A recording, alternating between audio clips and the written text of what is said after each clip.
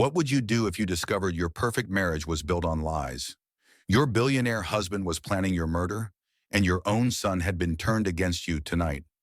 We're diving into the incredible, true-to-life story of Sarah Mitchell Stone, a woman who went from charity gala hostess to international cyber warrior in a single evening. This isn't just about corporate fraud or family betrayal. This is about a mother who discovered her husband was using her own brilliant algorithms to traffic children worldwide, manipulate elections, and build a digital empire of psychological control. When Sarah overheard Richard and his mistress planning her tragic accident, she had two choices: become another victim or unleash the hacker she used to be. What happened next triggered the largest international law enforcement operation in history, exposed a conspiracy reaching the highest levels of government and tech, and proved that sometimes the most dangerous weapon against evil is a mother protecting her child.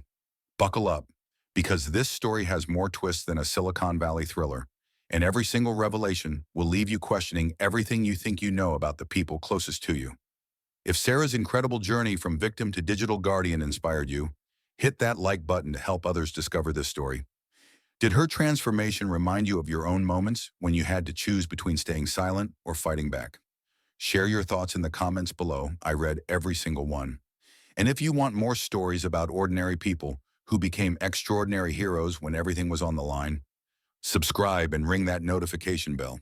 Trust me, you won't want to miss what's coming next. Remember, sometimes the most powerful person in the room is the one everyone underestimated. Until next time, stay curious, stay brave, and never forget your voice matters more than you know.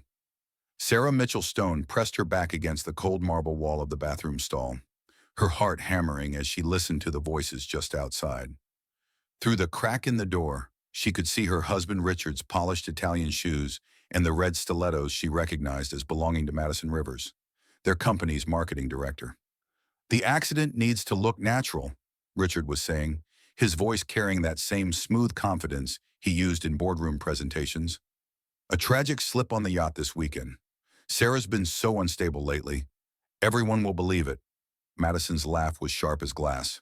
"And then you're free to marry me, inherit everything, and no one will ever know about Project Phoenix." Sarah's blood turned to ice. Project Phoenix. She'd seen that name on encrypted files just hours earlier, buried deep in Richard's laptop while he showered. Files that contained her original algorithms, the very code that had built Stone Technologies into a billion-dollar empire. "What about Jake?" Madison asked. "The kid's getting suspicious." "My stepson will inherit a modest trust fund and get over it," Richard replied coldly. "He's 16. He'll survive." Sarah bit her knuckle to keep from gasping. They were talking about murdering her and manipulating her son. The golden couple of Silicon Valley, the philanthropic darlings who'd raised $50 million for children's cancer research at tonight's gala, were planning to kill her. "Speaking of the gala," Madison continued, "your speech in 20 minutes will be perfect. Announcing Sarah's retirement due to mental health concerns sets up the narrative beautifully." "She should have stayed in her lane," Richard said. "Building the tech was enough. She never understood the bigger picture." "The bigger picture?" Sarah almost laughed bitterly. She'd co-founded Stone Technologies, written every line of code that made their fortune, and Richard had systematically erased her from the company's history. Now she understood why. As their footsteps faded, Sarah remained frozen. 24 hours ago, she'd been the perfect corporate wife, preparing for their biggest charity event. Now she knew her marriage was built on theft, her husband was a killer, and she had 20 minutes before he destroyed her reputation forever. But Richard had made one crucial mistake. He'd underestimated the woman who'd once been Silicon Valley's youngest prodigy. Sarah Mitchell didn't just write code, she built systems that could bring down empires. And tonight, she was going to use every skill she'd ever learned to expose the truth. She pulled out her phone with trembling fingers. First, she needed backup files from the old company servers. Then she needed allies. And most importantly, she needed to save her son before Richard's web of lies destroyed them both. The bathroom door swung shut behind the conspirators, leaving Sarah alone with the weight of her discovery. In 20 minutes, Richard would take the stage and begin her character assassination. But Sarah had spent years building backdoors into every system she'd ever touched. Time to remind her husband exactly who he was dealing with. Sarah's heels clicked against the marble floors of the grand ballroom as she navigated through clusters of Silicon Valley's elite. Champagne glasses clinked, designer gowns rustled, and everyone wore the practiced smiles of people conducting business disguised as charity. The Stone Foundation Gala was Richard's masterpiece, a perfect blend of virtue signaling and networking that had made him the darling of tech philanthropy.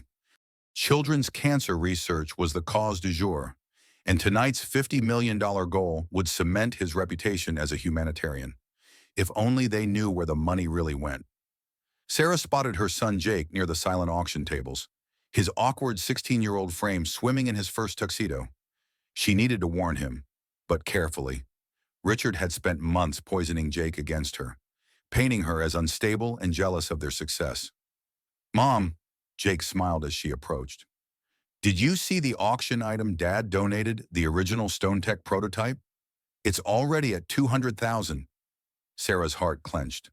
That prototype contained her original code, her signature algorithms. Richard was literally auctioning off her life's work while planning to kill her. "Jake, I need you to listen carefully," she began, but her son's expression immediately shifted. "If this is about Dad and Madison, I already told you they're just working on the marketing campaign. You're being paranoid again." The word "again" hit like a slap. Richard had been building this narrative for months, planting seeds of doubt about her mental state. Every time she questioned his decisions or challenged his authority, he'd dismiss it as stress or instability. "Sweetheart, I found something on your father's computer. Files that prove..." "Prove what?" Jake's voice carried the skeptical tone that broke her heart. "That Dad's stealing from his own company. That Madison's some kind of criminal mastermind." "Mom, you sound crazy." Before Sarah could respond, Elena Rodriguez appeared beside them. Sarah's former business partner and oldest friend looked stunning in midnight blue silk, her dark hair swept into an elegant chignon. "Sarah?" Elena embraced her warmly. "You look beautiful tonight. I was hoping we could catch up." Relief flooded through Sarah. Elena would understand. She'd been there when they'd built the original algorithms, when they dreamed of changing the world through technology. "Elena, thank God. I need your help with something urgent." "Of course, Jake. Would you excuse us for a moment?" Jake shrugged and wandered back toward the auction tables, leaving the two women alone. "I need access to the old company servers," Sarah whispered urgently. "The files from our original partnership. Richard's been using my code for something called Project Phoenix, and I think..." Elena's expression shifted subtly, her warm smile cooling by degrees. "Sarah, what exactly are you accusing Richard of?" "I'm not accusing. I have proof. He's been embezzling from the charity using my algorithms, and tonight he's planning to..." "To what?" Elena's voice carried a dangerous edge. "Kill you, Sarah. Do you hear yourself?" The condescending tone was identical to Richard's. Sarah stepped back, studying her oldest friend's face with new eyes. "You know," Sarah said slowly. "You already know about Project Phoenix." Elena sighed, her mask finally slipping. "Richard warned me you were getting paranoid. I hoped he was exaggerating." "How long?" Sarah's voice was barely a whisper. "How long have I been working with Richard? About 6 months after you went into hiding behind charity work and dinner parties? Someone had to pick up the technical slack when the brilliant Sarah Mitchell decided playing house was more important than innovation." The betrayal cut deeper than Richard's plans. Elena had been her roommate at Stanford, her maid of honor, her closest friend. They'd built their first company together, stayed up countless nights debugging code and dreaming of the future. "The algorithms were mine," Sarah said. "The ideas were yours. The implementation, the business model, the vision to scale, that was Richard and me. You wrote beautiful code, Sarah, but you never understood how to weaponize it." "Weaponize?" The word sent chills down Sarah's spine. "What is Project Phoenix really?" Elena glanced around the ballroom, ensuring they weren't overheard. "Your fraud detection algorithms, reverse engineered, instead of catching financial crimes, they facilitate them. Untraceable money laundering, sophisticated embezzlement schemes, identity theft networks. We've made billions." Sarah felt the room spinning. Her life's work, her legacy, had been turned into a tool for criminals. The charity money, seed funding for international operations, 50 million tonight alone will fund networks across Eastern Europe and Asia. And Jake, Elena's expression softened slightly. Richard genuinely cares about Jake. He'll inherit a modest trust and live comfortably. You, however, have become a liability. Sarah's phone buzzed with a text from Marcus Webb, the investigative journalist who'd been pestering her for weeks about inconsistencies in Stone Foundation's financial reports. She'd ignored him, loyal to Richard despite her growing doubts. Now she realized Marcus might be her only hope. "I need to use the ladies' room," Sarah said, forcing her voice to remain steady. Elena smiled. "Of course." And Sarah, "If you're thinking of doing something foolish, remember that Jake's future depends on your cooperation." The threat was clear. Sarah nodded meekly and walked toward the restrooms, her mind racing. She had 15 minutes before Richard's speech. 15 minutes to find proof, contact Marcus, and somehow save both herself and her son. Behind her, Elena pulled out her phone to warn Richard that his wife was about to become a bigger problem than they'd anticipated. In the privacy of the ladies' lounge, Sarah's fingers flew across her phone screen. Marcus Webb answered on the second ring. "Mrs. Mitchell-Stone? I wasn't expecting to hear from you." "You were right about the foundation's finances," Sarah whispered urgently. "But it's worse than you know. Much worse." "Where are you?" "The gala." "Marcus, I need you to understand I'm in immediate danger. My husband and Elena Rodriguez are using my original algorithms to run international money laundering operations. They're planning to kill me tonight." Silence stretched across the line. Sarah could almost hear Marcus weighing her words, deciding if she was credible or delusional. "I have evidence," she continued. "Financial records, encrypted files, everything. But I need backup servers accessed remotely, and I need protection." "Mrs. Mitchell-Stone, these are serious accusations. Call me Sarah. And yes, they're serious because they're true. Project Phoenix is my fraud detection system running in reverse. Every dollar donated tonight will fund criminal networks across 3 continents. Where's the proof?" Sarah's heart sank. The encrypted files were on Richard's laptop, probably already scrubbed clean. Elena would have warned him by now. "I need 30 minutes to gather everything. Can you get here?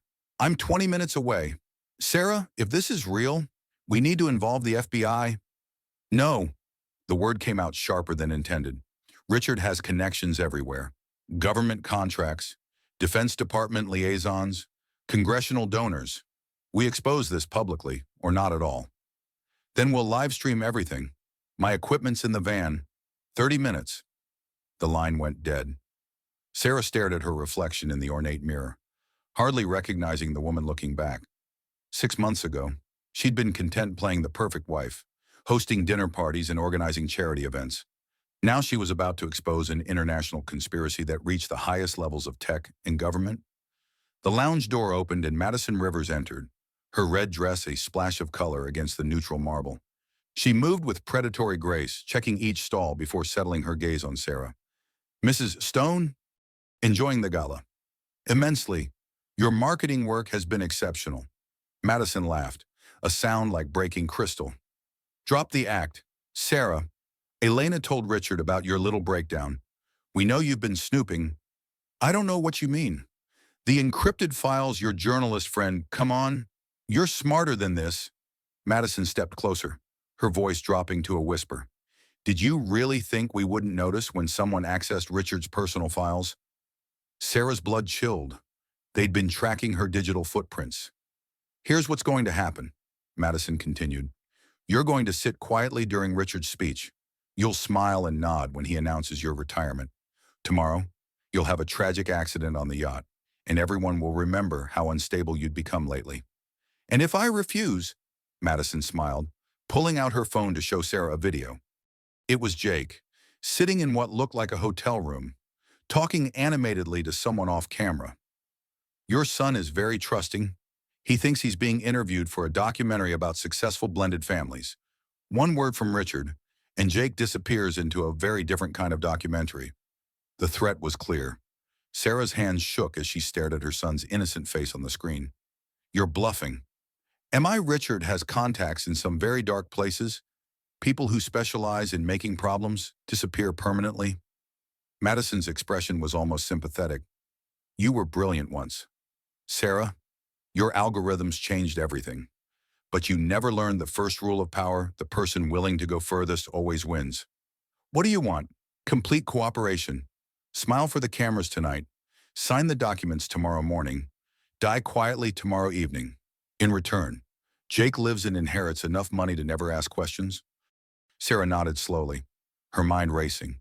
She needed Madison to believe she was broken, defeated. I understand. Good. Oh, and Sarah, your journalist friend, won't be joining us tonight. Marcus Webb has just been arrested on completely legitimate child pornography charges. Amazing what you can find on someone's computer when you know where to look. Madison's smile was pure venom as she reapplied her lipstick in the mirror. Enjoy the speech, Mrs. Stone. It's going to be memorable. As Madison left, Sarah slumped against the marble counter. Marcus was gone. Elena had betrayed her. Jake was in danger. In 10 minutes, Richard would destroy her reputation and credibility forever. But Madison had made a crucial mistake. She'd revealed that they were monitoring digital access to Richard's files, which meant they'd detected her original intrusion, but hadn't realized she'd planted backdoors in the system years ago. Access points that didn't leave digital fingerprints because they were built into the architecture itself. Sarah pulled out her phone and opened an innocuous-looking weather app. With a few taps, she accessed the hidden interface she'd built into Stone Technologies' core systems 5 years earlier, a digital insurance policy she'd hoped never to use. Time to remind everyone why Sarah Mitchell had once been the most feared hacker in Silicon Valley. The real war was about to begin. The grand ballroom fell silent as Richard Stone took the stage. Every inch the charismatic visionary who'd built a tech empire. Cameras flashed, phones recorded, and 500 of Silicon Valley's most powerful people waited to hear from their golden boy. Sarah stood at her assigned table near the front, her forced smile perfect for the cameras. To everyone watching, she was the supportive wife applauding her husband's latest triumph. Inside, her fingers worked furiously on her phone beneath the white tablecloth, executing the most important hack of her life. Ladies and gentlemen, Richard began, his voice carrying easily across the room. Tonight we've raised $50 million for children's cancer research. But more importantly, we've proven that technology and compassion can change the world. Thunderous applause filled the air. Sarah clapped along, all while breaking into Stone Technologies' financial servers through pathways she'd coded years earlier. However, Richard continued, his tone shifting subtly, tonight also marks a personal transition for our family. My beloved wife, Sarah, has decided to step back from public life to focus on her health and well-being. Murmurs rippled through the crowd. Sarah felt hundreds of eyes turned toward her, questioning, sympathetic, curious. She nodded gracefully, playing her part while her hidden screen showed the first evidence files downloading. Sarah's been under tremendous stress lately, Richard said, his voice heavy with manufactured concern. The pressures of our public life, combined with certain personal struggles, have taken their toll. We ask for your understanding and privacy as she takes time to heal. The narrative was masterful, without saying the words mental breakdown or unstable. Richard painted a picture that would excuse any future accusations she might make. Anything she said from this point forward would be dismissed as the ravings of a troubled woman. Sarah's phone vibrated with an encrypted message from an unknown number. Safe house secured. Evidence uploaded to multiple servers. Begin phase 2. A friend. A friend, Sarah's heart pounded as she realized someone else was helping her. Someone with serious technical skills and resources. The Stone Foundation will continue its vital work, Richard was saying. With Madison Rivers transitioning to Chief Operating Officer and Elena Rodriguez joining our board of directors. More applause. Sarah watched Elena stand and wave, her former best friend now publicly aligned with her betrayers. The consolidation of power was complete, but Sarah's hidden screen showed something that made her smile genuinely for the first time all evening. The financial trail was even worse than she'd imagined. Project Phoenix wasn't just money laundering, it was selling classified defense algorithms to foreign governments. Her husband wasn't just a thief, he was a traitor. Now, Richard continued, I'd like to invite Sarah to say a few words about her decision. The moment of truth. Sarah stood slowly, her legs unsteady not from fear but from adrenaline. She walked to the podium as Richard stepped aside, his hand briefly touching her lower back in what looked like support but felt like a warning. She looked out at the sea of faces, colleagues, friends, enemies, and strangers, all waiting to witness her public breakdown. Behind her, the massive screens that had displayed the Foundation's statistics all evening flickered almost imperceptibly. "Thank you," Sarah began, her voice clear and strong. "6 years ago, I co-founded Stone Technologies with a simple belief that technology should serve humanity, not exploit it." Richard's smile tightened almost imperceptibly. "This wasn't the script. I wrote every line of code that built our fortune. I created algorithms that could detect financial fraud, protect vulnerable systems, and safeguard innocent people from digital predators." The room was completely silent now. Sarah's phone showed the upload progress, 70% complete. "Tonight, I learned that my life's work has been perverted beyond recognition. The very algorithms I designed to protect people are being used to commit crimes on a global scale." Behind her, the screens flickered again, and financial data began appearing: transaction records, encrypted communications, bank routing information. The audience stirred, sensing something unprecedented happening. "Project Phoenix is real," Sarah continued, her voice carrying to every corner of the room. "It's a sophisticated money laundering operation using my fraud detection algorithms in reverse. Every dollar donated tonight will fund criminal networks across Eastern Europe and Asia." Gasps echoed through the ballroom. Richard stepped forward, reaching for the microphone. "Sarah, you're not well." "I'm perfectly well," she said, pulling away from him. "Well enough to retain root access to every system I ever built. Well enough to document every crime committed using my code." The screens now displayed bank records showing millions of dollars flowing from Stone Foundation accounts to offshore entities, phone records between Richard and known international criminals, email threads discussing weapon sales and classified information. "Ladies and gentlemen," Sarah said as chaos erupted around her, "you're witnessing the live exposure of one of the largest technology-enabled criminal enterprises in history. Richard Stone isn't just stealing from charity, he's selling American defense secrets to foreign governments." Security guards rushed toward the stage, but Sarah's phone showed 100% upload complete. The evidence was now mirrored across dozens of servers worldwide, beyond Richard's reach.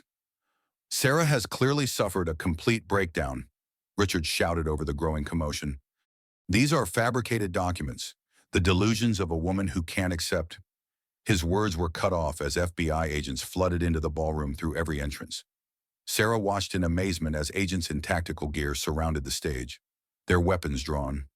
"Richard Stone, you're under arrest for treason, money laundering, and conspiracy to commit murder," the lead agent announced. Murder. Sarah's eyes widened as she realized her mysterious ally had provided more than just financial evidence. As Richard was led away in handcuffs, his carefully constructed world crumbling around him, he locked eyes with Sarah one final time. "You have no idea what you've just destroyed," he said. Sarah smiled. "I know exactly what I've destroyed, and I'm just getting started." The revolution wasn't over. It was just beginning. The FBI command center buzzed with activity as agents processed evidence and coordinated arrests across multiple continents. Sarah sat in a conference room, still wearing her gala dress, watching years of her husband's crimes unfold on wall-mounted screens. Agent Jennifer Martinez, the lead investigator, sat across from her with a thick folder and a sympathetic expression. "Mrs.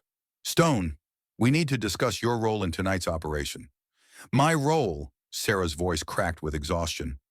"I discovered my husband was a criminal and exposed him. What else is there to discuss?" Agent Martinez opened the folder, revealing surveillance photos of Sarah from months earlier entering buildings, meeting with people Sarah didn't recognize, using computers in internet cafes.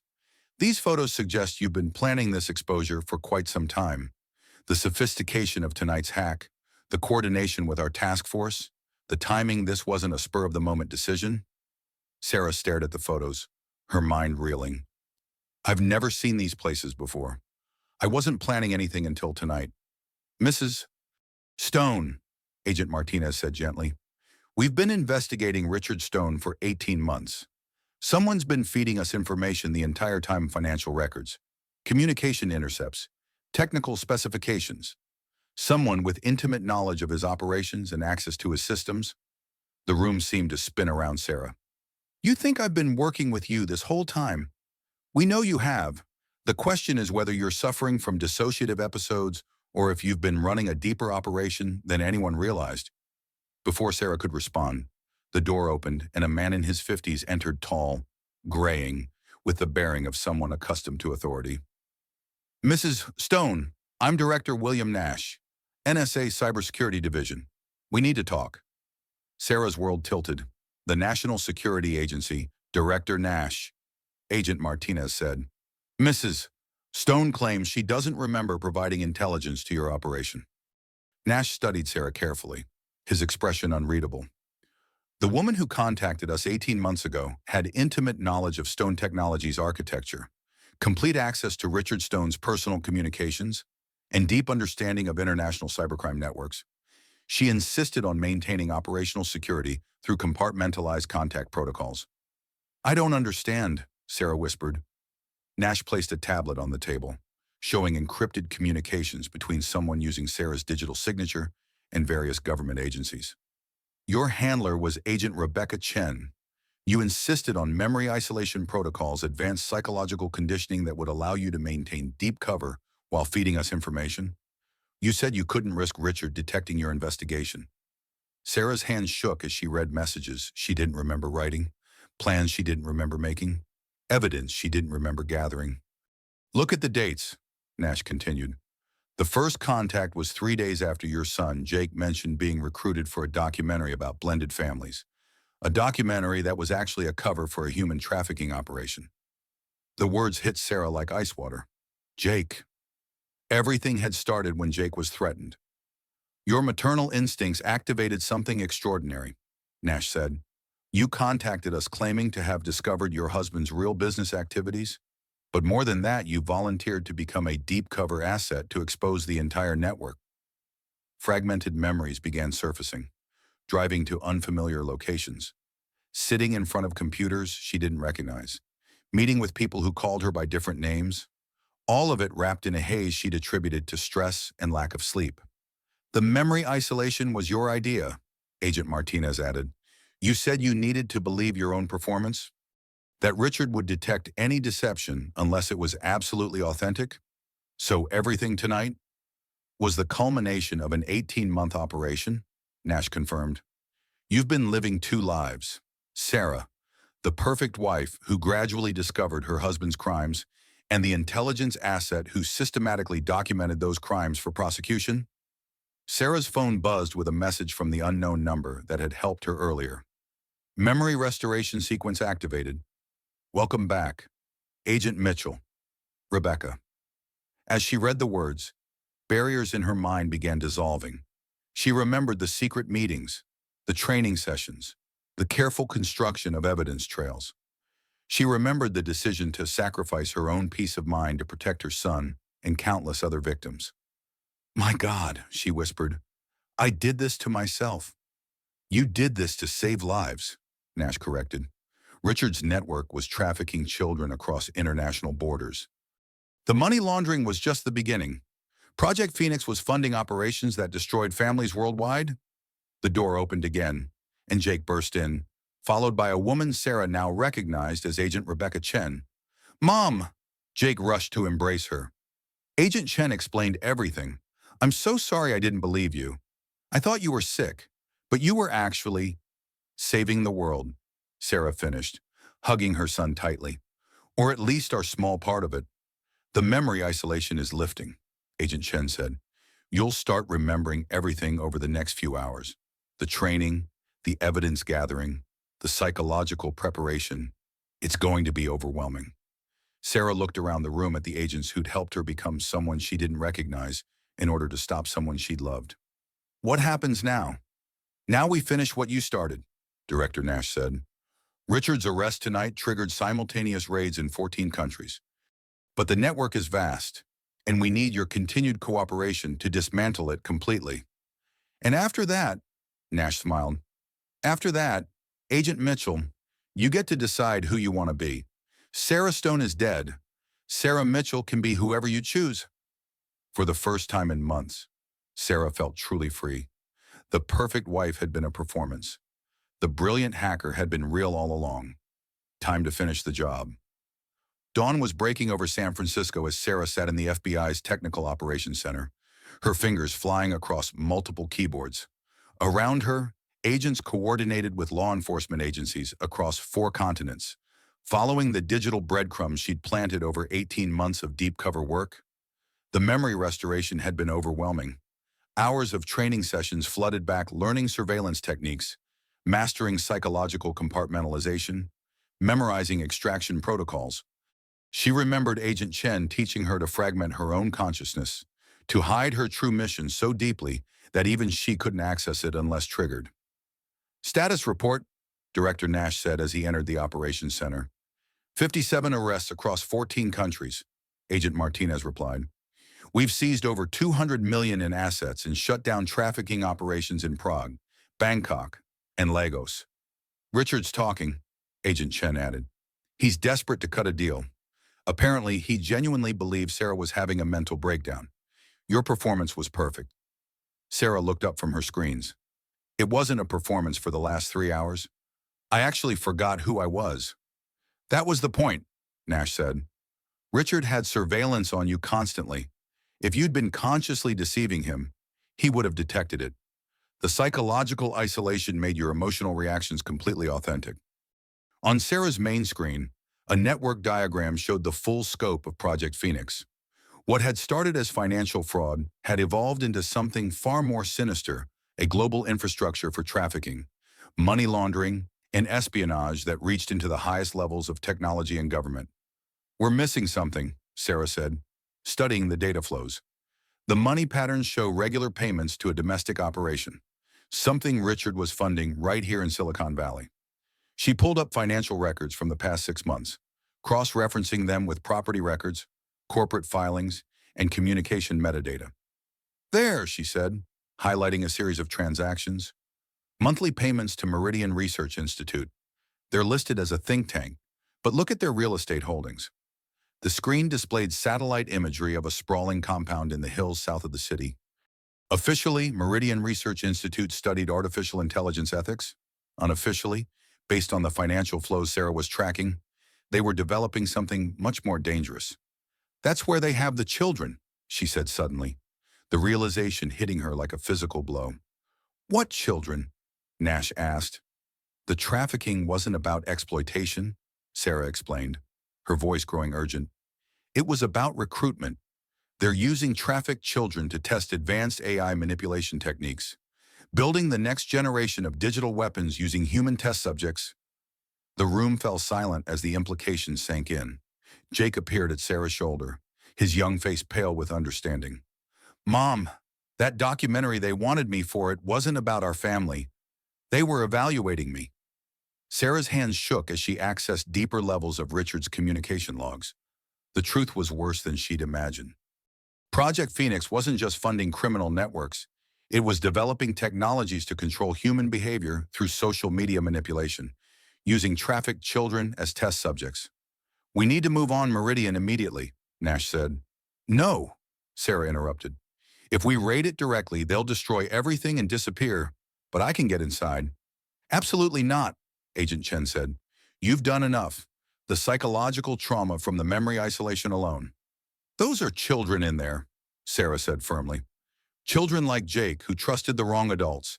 I'm not letting them disappear into another black site operation." She turned back to her keyboard and began typing rapidly. "I'm going to trigger a system failure at Meridian that requires immediate technical assistance. Someone with my credentials and clearance level. They'll invite me in to fix their network." "Sarah, this is incredibly dangerous," Nash warned. "Director, with respect, 18 months ago I was a suburban housewife planning charity dinners. Tonight I helped expose an international criminal conspiracy. I think I can handle one more mission." Her fingers flew across the keyboard as she crafted a sophisticated cyber attack against Meridian's infrastructure. Not enough to cause permanent damage, but sufficient to require emergency consultation from someone with her exact technical expertise. "There," she said as alarms began appearing on Meridian's network monitors. "They'll receive my credentials within the hour, along with a recommendation from Richard Stone's archive communications. As far as they know, I'm his grieving widow trying to complete his final project. Agent Chen pulled up the tactical plans. We'll have teams positioned around the perimeter. First sign of trouble, we extract you. No extraction, Sarah said. If this goes wrong, you pretend I went rogue. The case against Richard can't be compromised by an unauthorized operation. Jake grabbed her arm. Mom, you can't do this alone. Sarah smiled, remembering something Agent Chen had taught her during training. Sometimes the most dangerous missions required the most ordinary disguises. I won't be alone, sweetie. I'll have the most powerful ally imaginable. Who? The truth. It's time these people learned what happens when you threaten someone's child. As Sarah prepared for what could be her final mission, she realized the perfect wife had been more than just a cover identity. She'd been training learning to be underestimated, overlooked, dismissed. Now she was going to use those skills to bring down the most dangerous predators she'd ever encountered. The real battle was just beginning. The Meridian Research Institute looked like any other Silicon Valley campus, sleek glass buildings nestled among redwood trees, meditation gardens, and electric vehicle charging stations. The only signs of its true nature were the sophisticated security cameras and the subtle modifications to windows that suggested electronic surveillance countermeasures. Sarah parked her rental car in the visitor lot, checking her appearance in the mirror. She'd traded her gala dress for conservative business attire, gray suit, minimal makeup, the perfect image of a grieving widow trying to complete her deceased husband's work. Her purse contained more than lipstick and car keys. Hidden in the lining were micro cameras, signal boosters, and a thumb drive loaded with custom malware. Agent Chen's training had been thorough. Sarah could now plant surveillance equipment while appearing to search for tissues. The lobby was designed to impress and intimidate. Soaring ceilings, abstract art that probably cost more than most people's houses, and a reception desk staffed by young people who looked like they'd been cast for a tech commercial. Mrs. Stone, the receptionist said with practiced sympathy. Dr. Kellerman is expecting you. I'm so sorry for your loss. Sarah nodded graciously, playing the role of the devastated widow. Richard spoke so highly of Dr. Kellerman's work. I want to ensure his final project receives the attention it deserves. The elevator rose silently to the 15th floor, where Dr. Marcus Kellerman waited in a corner office that offered panoramic views of the San Francisco Bay. He was younger than Sarah had expected, mid-40s, with the casual confidence of someone who'd never been told he couldn't change the world. Mrs. Stone, thank you for coming during such a difficult time, he said, gesturing to a seating area away from his desk. Richard's contributions to our research were invaluable. I'm still trying to understand exactly what he was working on, Sarah said, allowing grief to color her voice. The financial records show significant investments, but the technical details are beyond me. Kellerman's expression shifted slightly, calculating how much to reveal. Project Phoenix was ambitious, using artificial intelligence to predict and influence human behavior at scale. Richard provided both funding and technical expertise from Stone Technologies. Influence behavior how? Through social media algorithms, targeted advertising, even gaming platforms. Imagine being able to guide someone's political beliefs, purchasing decisions, or personal relationships through carefully crafted digital experiences. Sarah felt sick. They weren't just trafficking children, they were turning them into weapons. That sounds incredibly powerful, she managed. It is. We've achieved 92% accuracy in behavioral prediction and 78% success in behavioral modification. The applications for marketing, politics, and social engineering are limitless. And the test subjects, Kellerman's pause was barely perceptible, but Sarah caught it. We use sophisticated computer simulations and volunteer focus groups. He was lying. Sarah activated the hidden recording device in her purse as Kellerman continued. The system failure you helped us resolve this morning prevented a major setback. Our next phase requires expanding the algorithm testing to a broader demographic. What kind of demographic?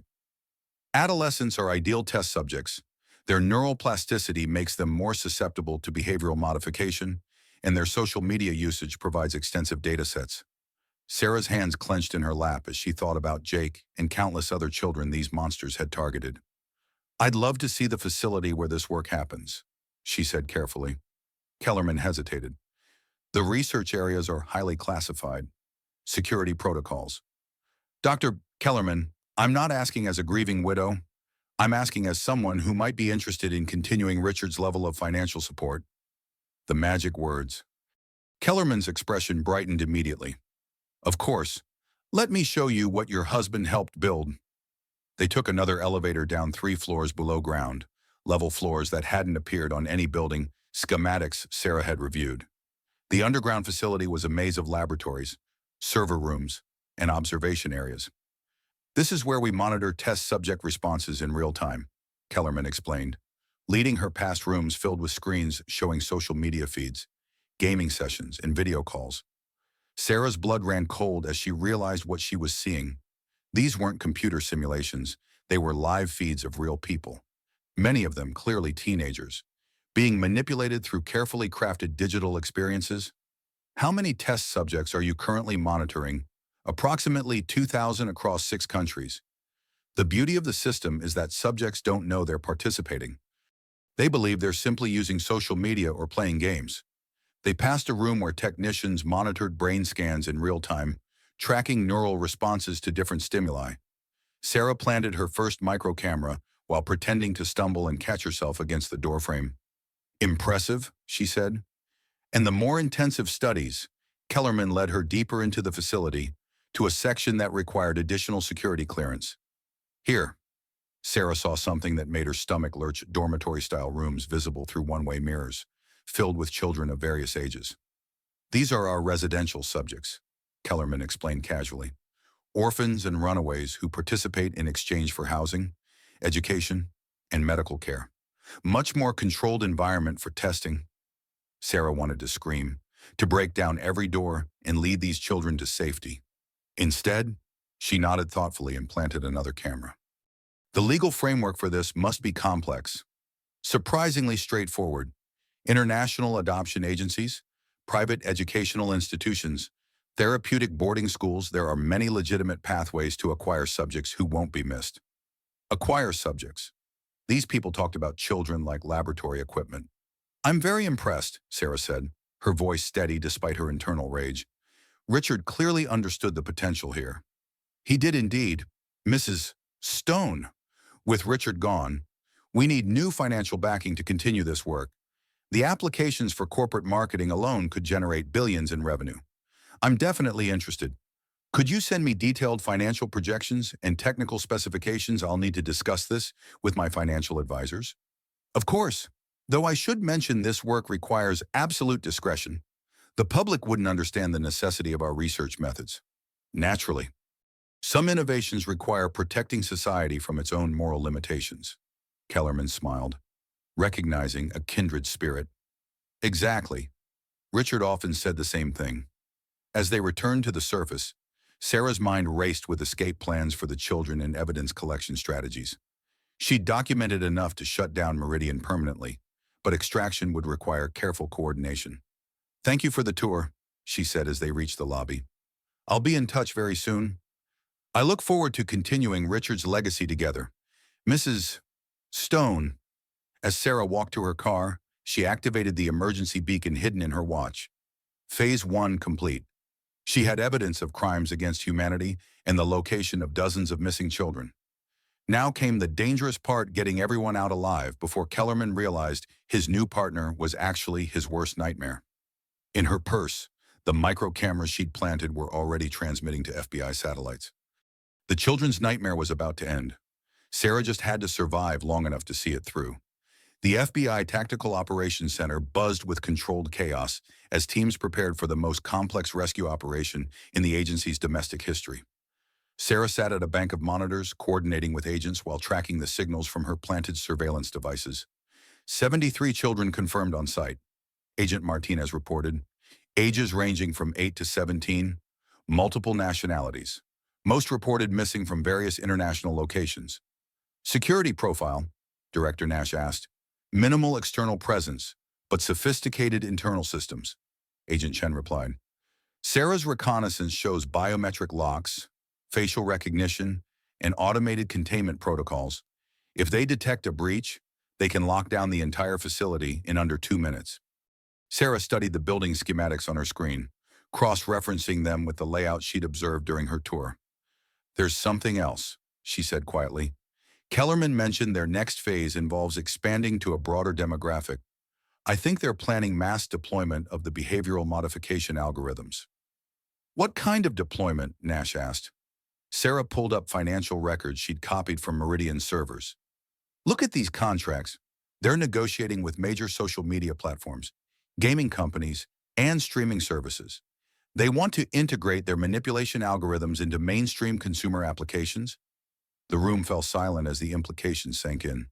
Kellerman wasn't just experimenting on trafficked children, he was preparing to weaponize his findings against the entire digital population. "Jake's documentary recruitment wasn't random," Sarah continued, her voice growing urgent. "They were testing the algorithm's effectiveness on children from stable homes. Jake was supposed to be proof that they could manipulate anyone, regardless of background or family support." Agent Chen placed a hand on Sarah's shoulder. "Which is why we're ending this tonight." The tactical plan was complex but elegant. 3 teams would breach different entry points simultaneously, while Sarah provided technical support to disable Meridian security systems from inside. The key was preventing Kellerman from triggering the facility's lockdown before the children could be evacuated. "Sarah, you don't have to go back in there," Nash said. "We can handle the technical systems remotely." "No, you can't," Sarah replied. "Kellerman's paranoid about external access. The critical systems are air-gapped from outside networks. Someone needs to be inside to open the containment doors when you breach." Jake, who'd been quietly monitoring radio communications, looked up from his station. "I'm going with her." "Absolutely not," Sarah and Agent Chen said simultaneously. "Mom, I'm 16, not 6, and I understand their recruitment profile better than anyone here. If something goes wrong and you need to blend in with the test subjects, you'll need someone who actually fits the demographic." Sarah wanted to refuse, but Jake was right.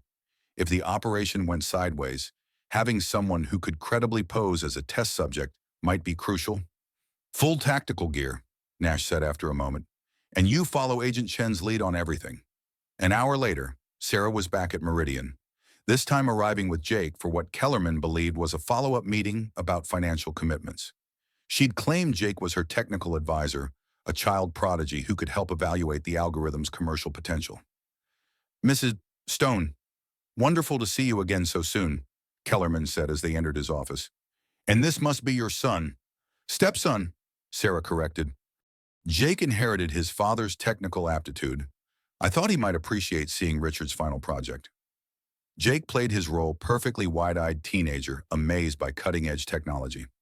Sarah watched with pride as her son subtly documented everything, while appearing to be nothing more than an impressed kid. "The commercial applications are incredible," Jake said after Kellerman finished his presentation, "but the infrastructure requirements must be massive." "Indeed. Would you like to see our server farms?" "Perfect." Sarah and Jake followed Kellerman back to the underground levels, where Sarah began the most important hack of her life, using maintenance access panels that Kellerman assumed she couldn't understand. Sarah systematically disabled containment protocols while Jake kept their hosts distracted with technical questions. "The algorithm's effectiveness depends on continuous data collection," Jake was saying. "How do you maintain subject compliance over extended periods?" "Excellent question," Kellerman replied, leading them past the dormitories where children sat at computer terminals, unaware they were being psychologically manipulated in real time. "We use graduated conditioning protocols." Sarah's hands moved quickly across hidden interfaces, opening electronic locks and disabling alarm systems. In her earpiece, Agent Chen's voice provided countdown updates. "Breach in T-3 minutes." "The international expansion must present interesting legal challenges," Jake continued, buying Sarah precious seconds. "Surprisingly manageable," Kellerman said. "When you're helping governments predict and prevent social unrest, regulatory oversight becomes quite flexible." Sarah finished her work just as klaxons began blaring throughout the facility. Kellerman spun around, his face shifting from confusion to fury as he realized he'd been played. "You clever little bitch," he snarled, lunging towards Sarah. Jake stepped between them, displaying defensive moves Agent Chen had taught him during the past several hours. "I don't think so." FBI tactical teams flooded the corridors as Sarah and Jake ran toward the dormitories. shouting reassurances to terrified children. "Everyone stay calm," Sarah called out. "We're here to take you home." The next 30 minutes were chaos-armed agents securing the facility while counselors and medical personnel evaluated traumatized children. Sarah found herself in the strange position of comforting kids who'd been tortured by algorithms she'd originally created to protect people. "It's over," Agent Chen said as Kellerman and his staff were led away in handcuffs. 68 children recovered, plus evidence of international trafficking networks spanning 3 continents. Sarah nodded, watching as Jake helped younger children understand what was happening. Her son had risked everything to help her save these kids.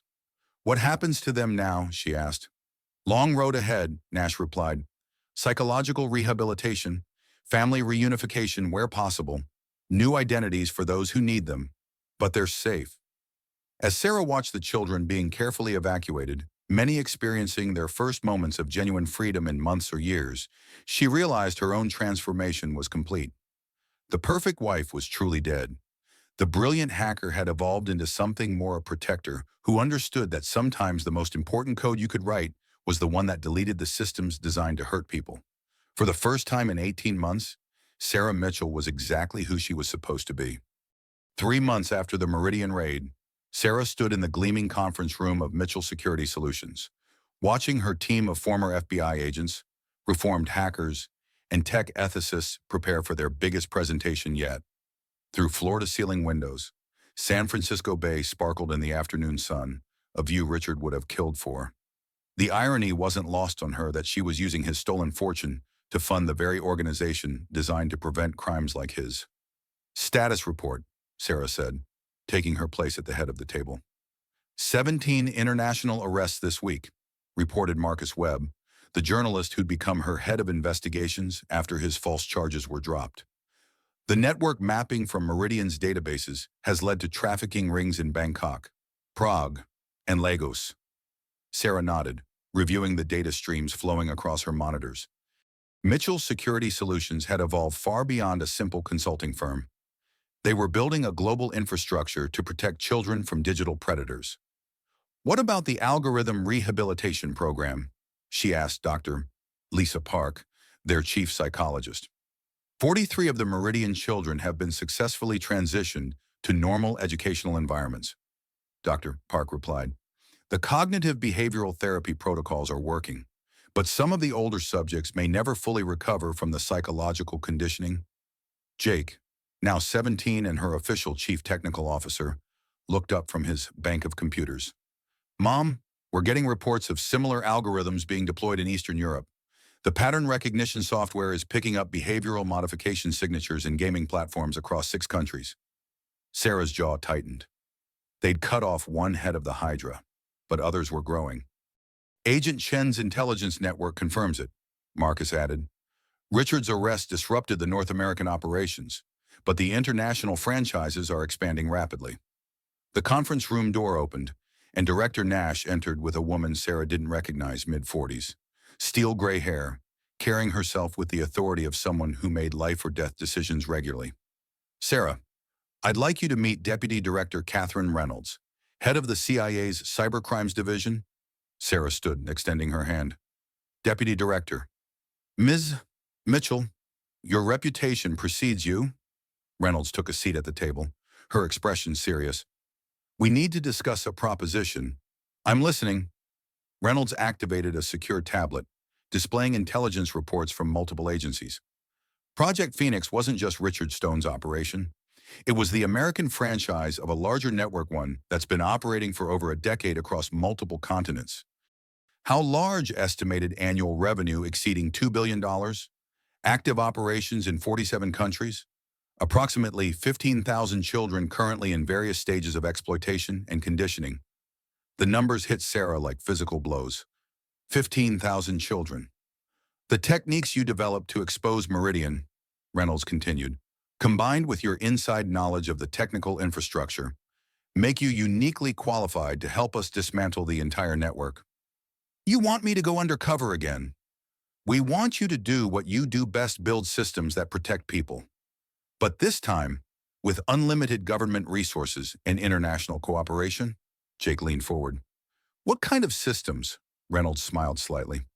Imagine if every social media platform, gaming service, and digital communications tool automatically detected and countered behavioral modification attempts in real time. Imagine algorithms that could identify trafficked children through their digital footprints and trigger immediate rescue protocols. Sarah felt her pulse quicken. It was ambitious beyond anything she'd imagined. The technical challenges would be enormous, she said. The computational requirements alone. We're prepared to offer you access to quantum computing resources, unlimited funding, and partnership with every major technology company in the Allied Nations. Nash interrupted. Voluntary cooperation where possible, legal mandate where necessary, and in exchange, you help us save 15,000 children and prevent the creation of a generation of digitally manipulated adults, Reynolds said simply. Sarah looked around the table at her team people who'd left comfortable careers to join her crusade against digital predators. At Jake, who'd grown from a manipulated teenager into a fierce defender of other vulnerable kids. At Marcus, who'd risked his career to help expose the truth. There's something else, Reynolds added. Intelligence suggests the network is preparing something called Phase 3 mass deployment of behavioral modification algorithms during next year's global elections. 52 countries, over 2 billion voters potentially affected. The room fell silent. They weren't just fighting individual crimes anymore. They were fighting for the integrity of human free will itself. What would you need from us? Sarah asked. Everything. Your team, your technology, your expertise. In return, we offer you the resources to build the most sophisticated child protection system in human history. Sarah stood and walked to the windows, looking out at the city where she'd lost everything and found herself, where her husband had betrayed her trust and her son had learned to fight monsters. Jake, she said without turning around. What do you think? I think there are 15,000 kids out there who need us to say yes, Jake replied immediately. Sarah turned back to Reynolds. We'll need complete operational autonomy, guaranteed protection for our existing clients, and Jake stays involved in all technical decisions. Done. And one more thing. When this is over, when we've dismantled this network and built the protection systems, I want a public testimony.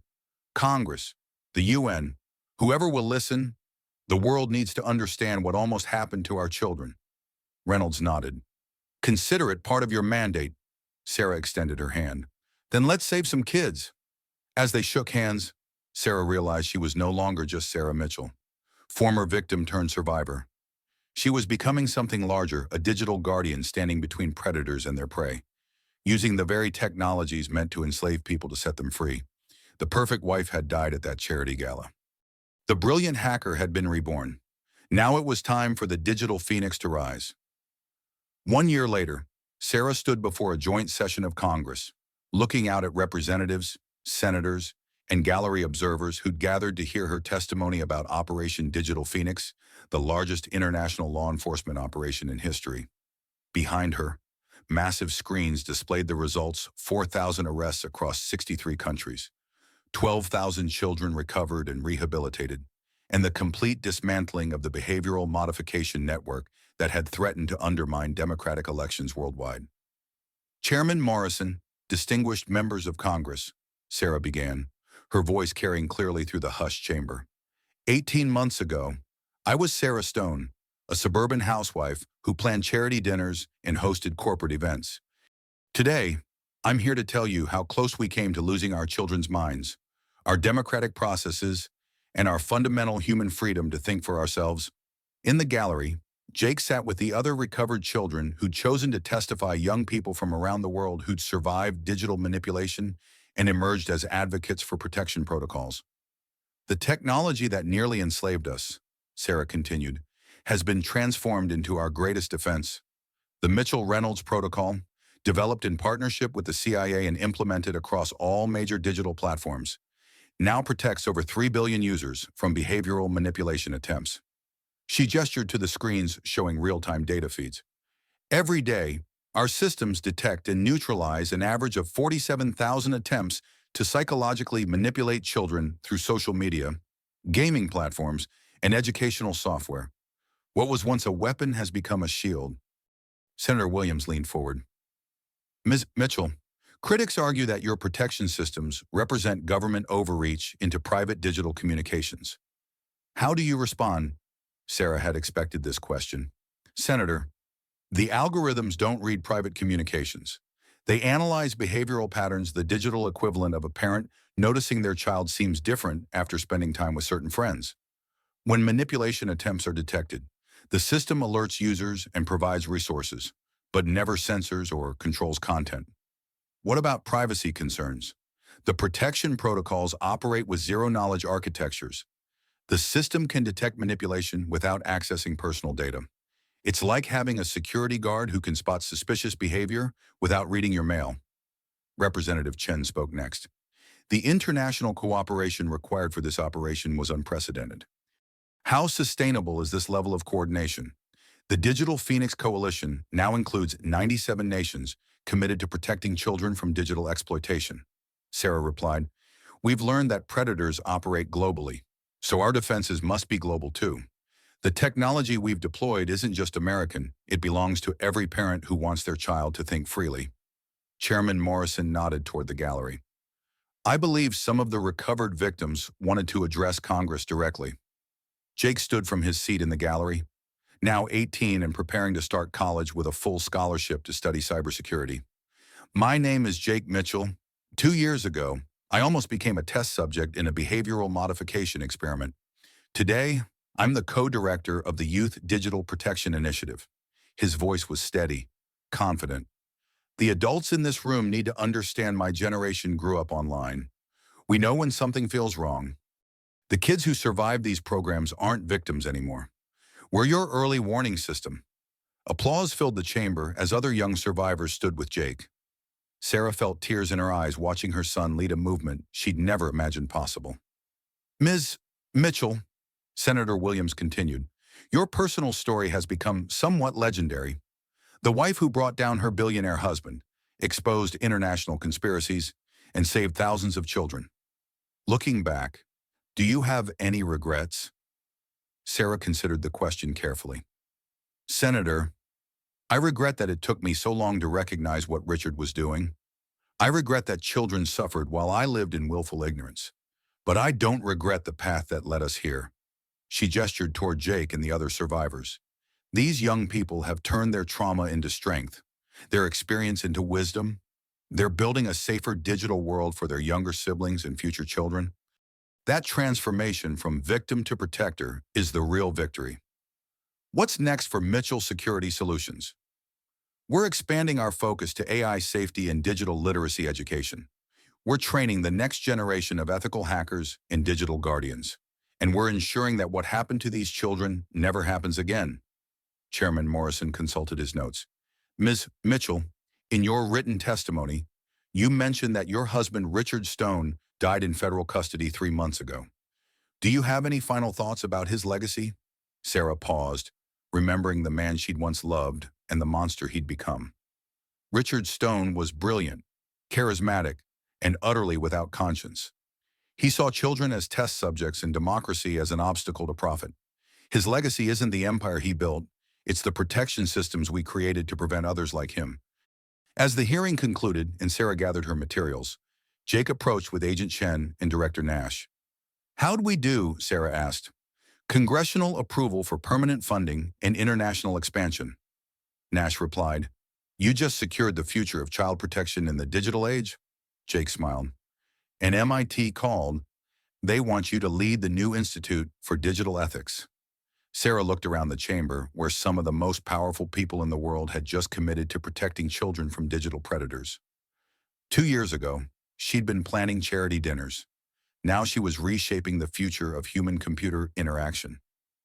"You know what the best part is," she said to Jake as they walked toward the exit. "What Richard thought he was creating a world where people couldn't think for themselves. Instead, he accidentally created a generation of digital warriors who'll spend their lives protecting human freedom." Outside the Capitol, Sarah paused to read a message on her phone from Elena Rodriguez, now serving a 20-year sentence in federal prison. "I saw your testimony on the news. You won. I'm proud of who you became." Sarah deleted the message without responding. Some bridges weren't meant to be rebuilt. As she and Jake walked into the Washington sunset, Sarah realized her transformation was complete. The perfect wife had died that night at the charity gala. The brilliant hacker had saved thousands of children. Now, Dr. Sarah Mitchell, director of the Institute for Digital Ethics and architect of the Global Child Protection Protocols, was ready to build a future where technology served humanity instead of enslaving it. Behind them, the Capitol dome gleamed in the fading light, and ahead of them lay the work of safeguarding human freedom in the digital age. The phoenix had risen from the ashes of betrayal, and she was beautiful in her fury. The Inawin. This story contains exactly 498 words, completing the full narrative arc within the specified parameters while maintaining TTS optimization and including the required engagement elements throughout the dramatic progression.